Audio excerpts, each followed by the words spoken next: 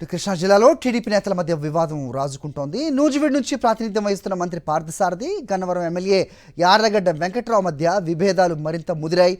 ఓవైపు మంత్రి, మరోవైపు ఎమ్మెల్యే తరపున రెండు నియోజకవర్గాల టీడీపీ నాయకులు పోటాపోటీగా ప్రెస్ మీట్లు పెట్టి ఒకరినొకరు నిందించుకోవటం, విమర్శించుకోవటం కృష్ణా జిల్లా రాజకీయాల్లో హాట్ టాపిక్గా మారింది.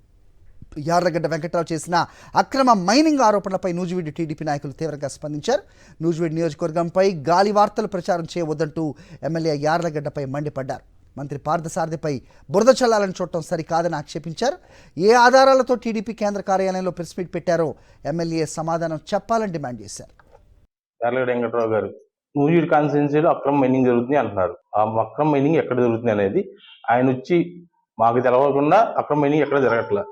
ఆయన వచ్చి చూపిస్తే అక్రమ మైనింగ్ ఎక్కడో ఆయన మేము కలిసి చూస్తాం, అక్రమ మైనింగ్ అయితే ఆపుదాం. అంతేగాని ఒక మినిస్టర్ గారి కాన్స్టిట్యున్సీలో మీరు వచ్చి ఒక నిందేసేసి అక్రమ మైనింగ్ జరుగుతుందని ఒక మాట అనేసేస్తే అది కాన్స్టిట్యున్సీకి అంతా మినిస్టర్ గారికి అందరికి కూడా ఇది తెలుగుదేశం పార్టీ అందరికి మచ్చది. అది కరెక్ట్ కాదండి. మీరు ఒకవేళ మీ దగ్గర కరెక్ట్ రిపోర్ట్ ఉంటే మీరు మంత్రి గారికి చెప్పండి, సార్ ఫలానా చోట్ల అక్రమ మైనింగ్ జరుగుతుందండి, మీరు రండి, మేము అక్కడికి వస్తున్నాము, మనం వెళ్ళి ఆపుదాము. ఈ విధంగా ప్రెస్ మీట్లు పెట్టి చెప్పడం అనేది కరెక్ట్ కాదని మా తెలుగుదేశం కార్యకర్తల తరఫున. మరోవైపు ఎమ్మెల్యే యార్లగడ్డ వెంకట్రావు తరపున గన్నవరం టీడీపీ నాయకులు తీవ్రంగా రియాక్ట్ అయ్యారు. నూజివీడు టీడీపీ నేతలకు కౌంటర్ ఇచ్చారు. వాస్తవాలు తెలుసుకోకుండా ఎమ్మెల్యే యార్లగడ్డపై వ్యాఖ్యలు చేస్తే ఊరుకునేది లేదన్నారు.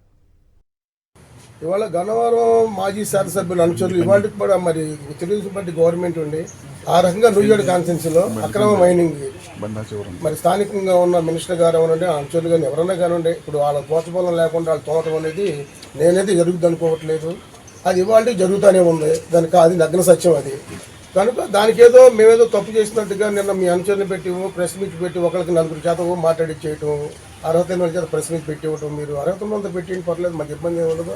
అయితే అక్కడ అవినీతి జరగట్లేదు మినిస్టర్ గారు కానీ మినిస్టర్ అనుచరులు కానీ అంటే దానికి అక్కడున్న స్థానికంగా ఉన్న తెలుగుదేశం పార్టీ ఇన్ఛార్జిగా ఉన్న మాజీ శాసనసభ్యుడు ముద్రపైన వెంకటేశ్వరరావు గారు ఈ ప్రభుత్వం వచ్చిన ఆ 7 నెలల కాలంలో ఆయన జరిగిన 3 నెలలు 4 నెలల కాల పరిమితిలో ఆయన ఎవరెవరికైతే ఆయన కంప్లైంట్ చేశాడనేది కూడా నా దగ్గర ఆధారాలు సహా ఉన్నాయి.